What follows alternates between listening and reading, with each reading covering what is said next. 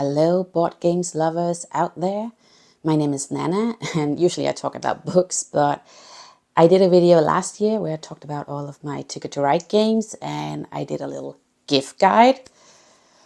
And that's my most popular video. But usually I talk about books. Anyways, I would really like to update that video because the quality wasn't the best, and I got some extra Ticket to Ride games for this year. So yeah, let's get into it. I really do want to give a nice gift guide, and I debated some questions with my husband. He loves Ticket to Ride as well. This is our little nerdy hobby. Let's just go through them. It's gonna be about which games we think are best for 2 players, 3 players, 4 players, 5 players. You know, most competitive games, funniest games, and stuff like that. So yeah, let's get into it. But first things first, you have the base games. Ticket to Ride Europe and Ticket to Ride USA. And then you have all of the expansions over here. And then you have some short games. We do not have all of these short games. There is a lot of short games actually, but we only have 3 of them. But I think we have all of the expansions. And then you have some standalone games over here. And is it called like a legendary game? This one, Legends of the West. That was the intro to all of the different games. But let's start with the base games, because you have Europe and you have the USA. And then you also have 2 small expansions for Europe and the USA. I'm sorry, it's a lot, right? Anyways, the 1912 is for Europe, and we really enjoyed this expansion. And then you have the 1910 for the US, and we also have that. We just put that in the box already. Because I would definitely recommend you buy the 1910 expansion, because that gives you bigger cards, color cards, for this base game. Otherwise, the color cards that was with this original base game, they are really, really small, and I think that's why they made that expansion. So buy that with the USA base game if you're buying the USA base game. The 1912 is not a necessity, but we really do enjoy it, and it makes Ticket to Ride Europe really, really funny as well. There are some extra tickets in this. Tickets is the route you have to take between cities, and yeah, it makes it really, really fun. So, which base game do we think is the best?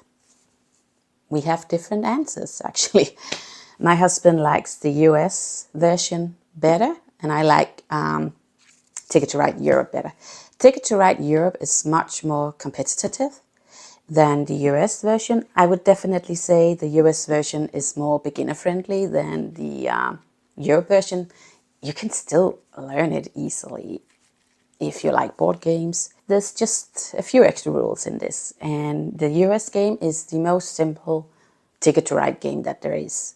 And the map on the US is not that competitive as the Ticket to Ride Europe map. You can definitely be cut off in the Europe game compared to the US game. And I think the reason why my husband likes the Europe game the least is that you do get 5 or 6 big tickets. Each player gets assigned one of these tickets. And after you played it a few times, maybe you can easily see where the other players are going. And I think he dislikes that a little bit. But I like the map because it's cruel, and I like cruel games. Anyways, yeah, that was the 2 base games with their small expansions. Which game should you pick for 2 players? I really do like the India game, and Switzerland is on the back. And the India game is also a really cruel map again. And Switzerland on the other side, it's a cozy game, so it's really a nice mix.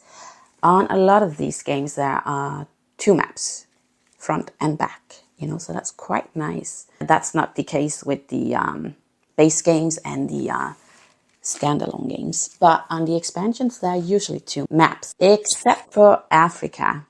But I really do like that game for 2 players as well. It's also a cruel map. But in the India game, you have to build circles to get extra points. And I don't know, my brain really likes that.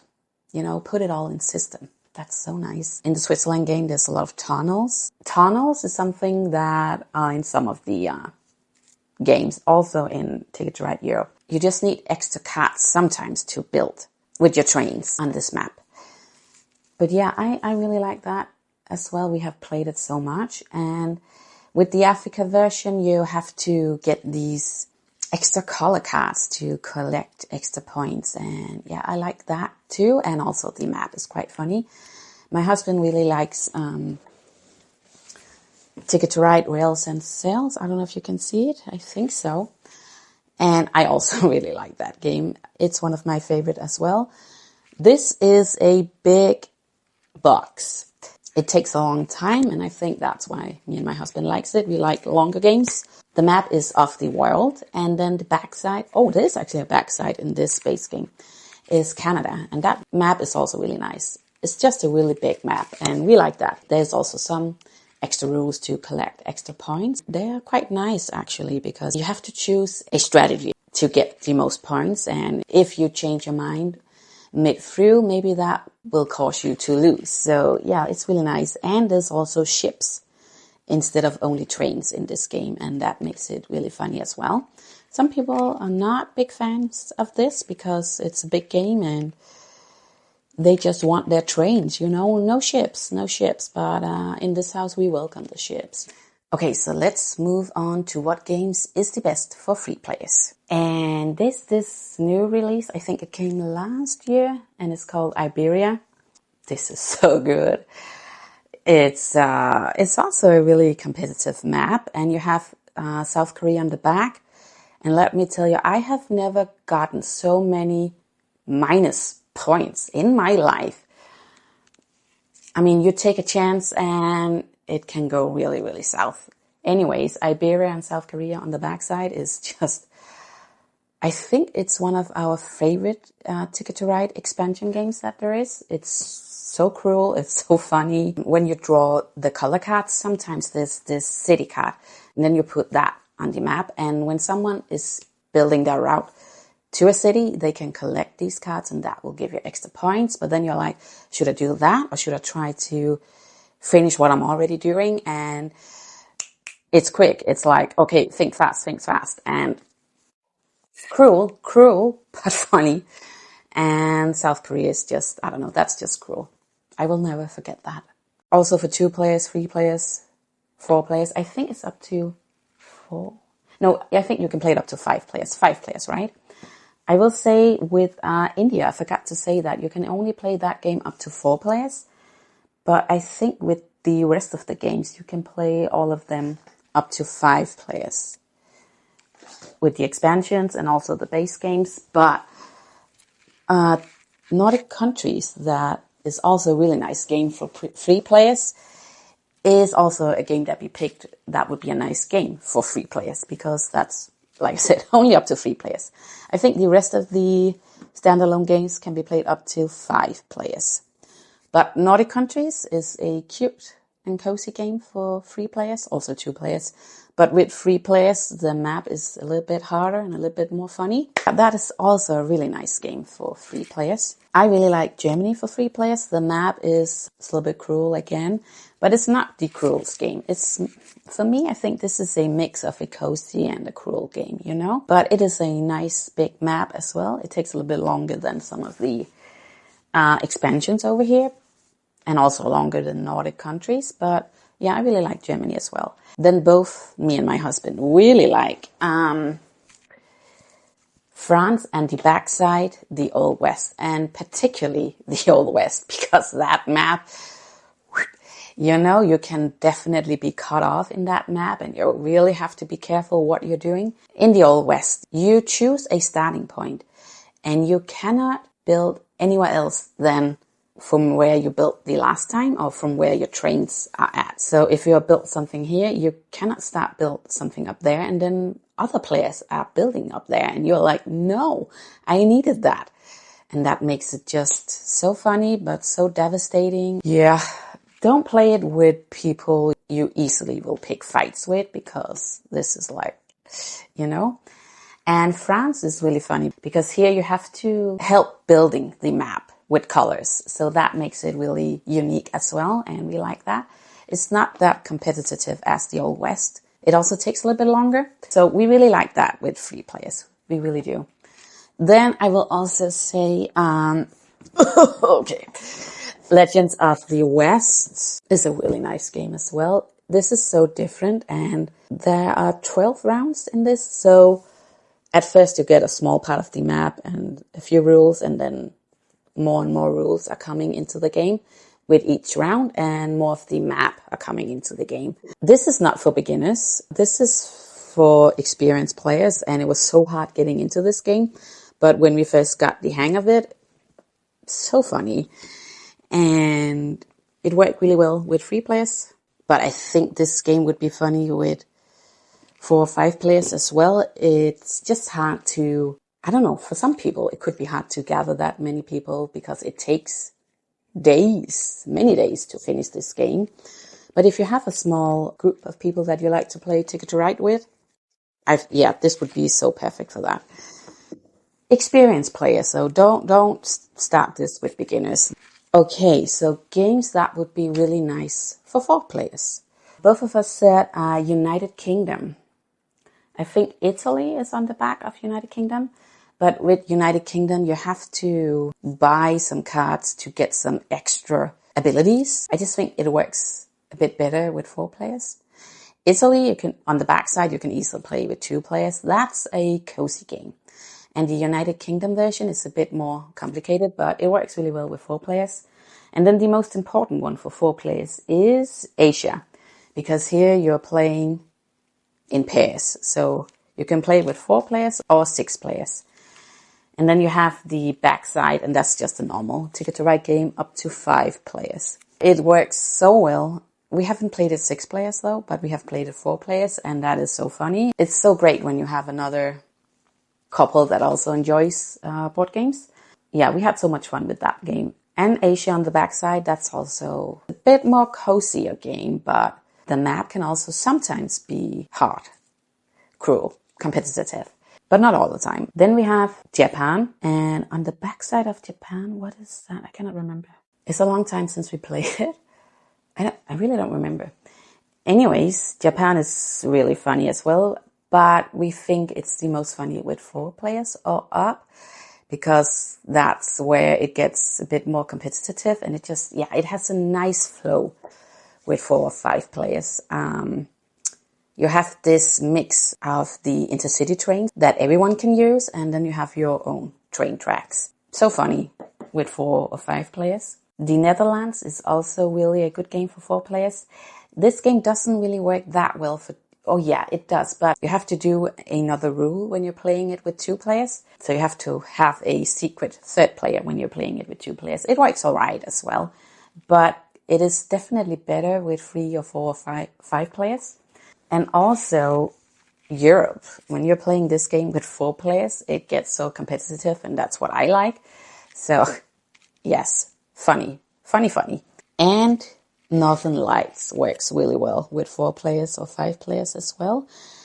Of course, we're a little bit biased because we're from Denmark, and it's the cities that we know, and we are traveling a lot in Sweden and Norway as well. So yeah, we like those maps. And when we are playing it with my parents, they are like, oh, yeah. But Northern Lights really works really well with 4 players. Then, which games are the most beginner friendly? So, like I said in the intro, the US base game is really beginner friendly because there are no extra rules, and that is such a good game to start with. And obviously Europe, you can also start with that. There's just a few more extra rules, but it depends on who you are. Maybe the US is better for some. I think Poland is also really beginner friendly. We haven't played it as much, but it's a nice map, and it's really beginner friendly as well. Definitely. And then I will say, Nordic countries and Northern Lights is also really beginner friendly. I forgot to mention that we have Ticket to Ride First Journey as well, and this is for kids because this is all with pictures instead of text. So that makes it really nice for kids. So which game is the hardest to play? Definitely Legends of the West, the big box down here, and United Kingdom and the India and Switzerland game. And I don't know if Rails and Sails are the most complicated, but it's a long game, and that's why it's probably not that beginner friendly. We have learned our lesson with that one, definitely. So which games are the fastest games? We usually like longer games, but a lot of people are more into fast games. Obviously, the big city games are really fast, and they're quite nice as well. I mean, for us, it works really well to, when we're sitting on a ferry and you have to play a little game because it doesn't take up that much space. And yeah, it's quite easy to learn. They are also really beginner friendly as well. And you do not need a base game to play the big city games. By the way, the US is also a really fast game. The Iberia game is also a fast game. It doesn't take that long. And the Africa game doesn't take that long. And the Netherlands doesn't take that long. And Poland. And Japan, that's also a really fast game as well. All of these takes a lot of time. So yeah, which games takes a long time to play? Which games are longer games? Definitely France and the Old West on the backside and the United Kingdom. And you have Pennsylvania on the backside of the United Kingdom, actually. And that's a really simple game as well. It doesn't take the longest, but the United Kingdom could take a little bit longer. And Asia, when you're playing it in pairs, it takes a long time. But the backside, Legendary, Asia doesn't take the longest. Yeah, Europe can take a long time as well. But I would definitely say Rails and Sails are the longest game, except for Legends of the West. But the rest of the base games, they do take up sometimes. So if that's not your thing, then yeah. So which game is our favorite game? I don't know. But I would definitely say Iberia, the newest one that we have, is such a pleasant surprise. It would make more sense that the more and more expansions that they make, the worse and worse they would get. But this one is so great. But I also think France and the Old West is one of our favorite games. And Rails and Sails and... yeah, I don't know. We just love all of them. I don't know. It's hard. I hope that you found some inspiration from this. I hope that it wasn't too complicated. And please ask a question in the comment if you have one. Maybe I can answer it. I will try. And yeah, Merry Christmas. That's all I'm going to say. See ya.